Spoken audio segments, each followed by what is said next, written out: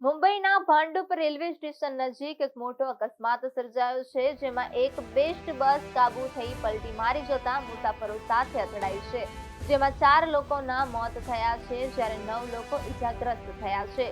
ડ્રાઈવરની ધરપકડ કરી લેવામાં આવી છે. આ ઘટના ભાંડુપ પશ્ચિમના સ્ટેશન રોડ પર બની હતી. બેસ્ટ બસ રિવર્સ પડી રહી હતી ત્યારે ડ્રાઈવરે સ્ટીયરિંગ પરથી કંટ્રોલ ગુમાવી દીધો હતો અને બસની રાહ જોઈને ઉભેલા મુસાફરોને કચડી નાખ્યા હતા, જેમાં 4 લોકોના કમકમાટી ભર્યા મોત થયા છે, જ્યારે 9 લોકોને ઈજા પહોંચતા તેમને હોસ્પિટલમાં દાખલ કરવામાં આવ્યા છે.